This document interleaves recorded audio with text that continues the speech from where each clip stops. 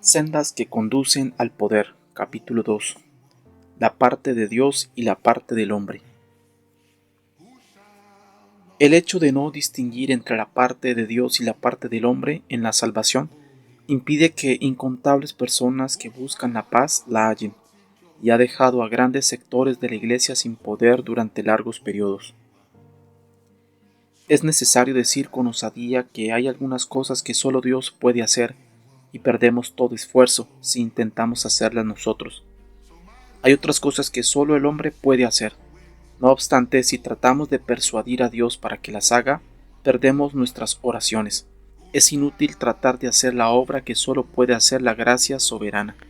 Igualmente es inútil implorar a Dios que haga lo que mediante su autoridad suprema nos ha mandado hacer. Entre las cosas que solo Dios puede hacer, una de las más importantes es la obra de la redención.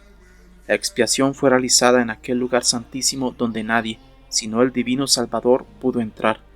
Esta gloriosa obra no le debe al hombre ni un pensamiento, ni una acción, ni una virtud. Lo mejor de la raza de Adán no podría agregarle nada. Fue una obra de Dios y el hombre sencillamente no podía tener parte en ella. La redención es un hecho objetivo, es una obra potencialmente salvadora, realizada a favor del hombre, efectuada fuera e independientemente del individuo. La obra de Cristo en el Calvario hizo la expiación para todos los hombres, pero no salvó a ningún hombre.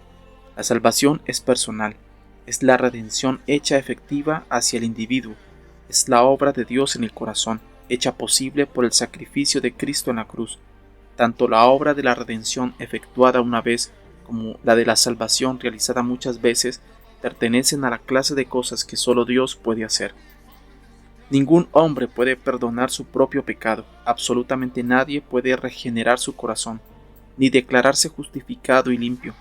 Todo esto es obra de Dios en el hombre, que emana de lo que Cristo ya hizo a favor del hombre. La expiación universal hace que la salvación esté disponible para todo el género humano, pero no implica que sea universalmente efectiva en cada individuo. Si la expiación se hizo a favor de toda la humanidad, ¿por qué no todos los hombres son salvos? La respuesta es la siguiente: para que la redención llegue a ser efectiva en el individuo, éste tiene que realizar una acción. Esta no es un acto de mérito, sino de condición. Es un acto de importancia eterna para nosotros, porque el hecho de no cumplirlo impide que recibamos la obra de Cristo en la salvación individual. Este acto del hombre, mediante el cual se apropia la salvación, solo puede hacerlo el hombre. La ortodoxia de nuestro tiempo tiene temor de enfrentarse a esta verdad. Se nos ha enseñado la doctrina de la gracia, y tenemos un temor horrible de declarar las cosas, no sea que le quitemos a la gracia su carácter absoluto y le sustraigamos los méritos a la cruz. Pero es un error hablar de una manera suave sobre un tema tan vital para el alma. Debemos comprender la clara distinción y luego ser tan osados como nos lo impongan los hechos. No necesitamos temer nunca que le vamos a robar la gloria a Dios por el simple hecho de comprender una verdad que Él mismo nos ha revelado. El hecho de no distinguir la parte de Dios de la que corresponde al hombre ha dado como resultado una confusión mental y una inacción moral entre los cristianos. La seguridad y el poder requieren que sepamos y actuemos conforme a la verdad tal como se nos revela en la palabra de Dios. En la categoría de las cosas que Dios no puede hacer está la siguiente: Dios no puede arrepentirse por nosotros. En nuestros esfuerzos para magnificar la gracia, hemos predicado de tal manera que comunicamos la impresión de que el arrepentimiento es una obra de Dios. Este es un grave error que está imponiendo por todas partes espantosas exigencias a los cristianos. Dios ha mandado a todos los hombres que se arrepientan. Nunca prometió arrepentirse por ellos, ni siquiera Cristo pudiera hacerlo por otra persona. Él murió en nuestro lugar, pero no puede arrepentirse por nosotros. Dios en su misericordia puede inclinarnos, movernos y capacitarnos por su espíritu al arrepentimiento. La Biblia enseña claramente que para ser salvos tenemos que aplicar nuestro libre albedrío, arrepentirnos hacia Dios y depositar la fe en Jesucristo. La experiencia lo apoya de manera abundante. El arrepentimiento implica reforma moral. Las prácticas incorrectas están en el lado del hombre y solo él puede corregirlas. La mentira, por ejemplo, es un acto del hombre y él tiene que asumir plena responsabilidad. Cuando se arrepienta, dejará de mentir. Cuando las cosas se declaran así de una manera franca, se hacen lo suficientemente obvias que podemos preguntarnos por qué razón las personas esperan que Dios se arrepienta por ellas. Sin embargo, en la práctica y bajo la presión de una fuerte emoción religiosa, las cosas no son tan claras como uno pudiera suponer. El énfasis en que todo ha sido hecho y tú no puedes hacer nada ha causado confusión entre los que buscan la verdad. Se les dice a las personas que tienen que perecer por causa de lo que son, no por causa de lo que hacen. Lo que hacen no es de ningún modo importante y además no pueden hacer nada para salvarse. Incluso se les advierte que sugerir tal cosa es ofender a Dios. ¿El ejemplo de Caín no es suficientemente horrible para probar eso? Y así estas personas son bamboleadas de manera impotente entre el primer y el último Adán. Uno pecó por ellos y el otro ha hecho todo lo demás. Así se corta el nervio de su vida moral y quedan expuestos a hundirse en la desesperación, con temor de moverse para no ofender a Dios, y sin embargo están profundamente conscientes que algo anda mal en sus vidas religiosas. El remedio consiste en comprender claramente que los hombres no están perdidos por causa de lo que alguien hizo hace millares de años, están perdidos por cuanto pecan individualmente, y puesto que la expiación ha sido hecha, son salvos por cuanto se arrepienten individualmente. Creer que podemos delegar el arrepentimiento es una inferencia sacada de la doctrina de la gracia, cuando se entiende imperfectamente y se presenta de manera errada. Hay otra cosa que Dios no puede hacer. Él no puede creer por nosotros. Ciertamente la fe es un regalo de Dios, pero el ejercicio de ese don es un acto de nuestra voluntad. La fe envuelve una estima del carácter de Dios por parte del creyente.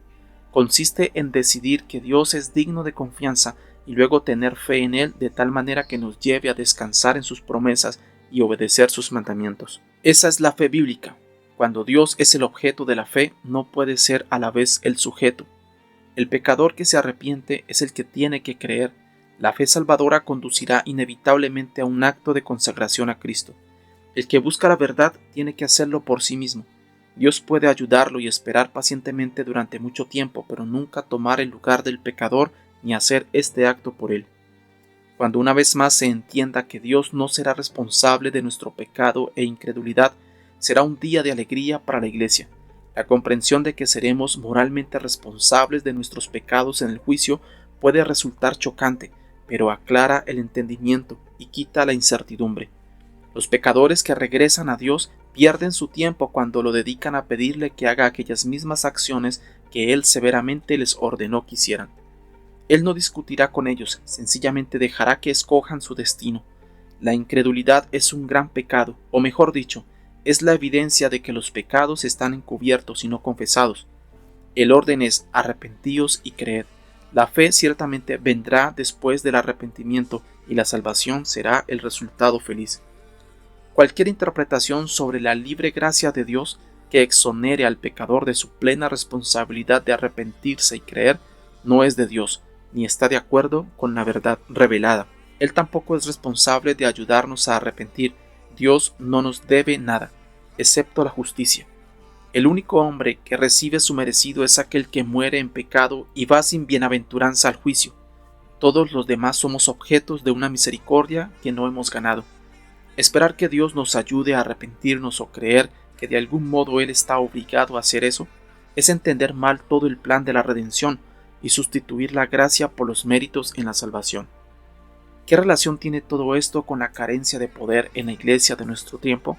Mucha. En realidad, millones de personas comienzan su vida religiosa sin entender el deber moral que tienen con Dios. Tienen la vaga esperanza que la obra de Cristo en la cruz se hizo cargo de su responsabilidad, por tanto no hacen ningún esfuerzo para poner sus vidas a tono con los requerimientos del Nuevo Testamento. En consecuencia, no tienen claridad con respecto a nada, están llenos de incertidumbre y dudas. Su experiencia religiosa es una amarga desilusión. Tienen poco gozo y ningún entusiasmo, porque es difícil que uno llegue a sentirse emocionado con respecto a una incertidumbre. No vale la pena exhortar a esos pretendidos cristianos para que busquen el poder, no vale la pena hablarles de las bendiciones de una vida rendida al Señor. Sencillamente no pueden entender tal cosa. Oyen el sermón, y luego continúan con su tediosa tarea de tratar de persuadir a Dios para que haga las cosas que Él les ha mandado. Hasta que esto se corrija, podemos esperar poco poder en nuestras iglesias.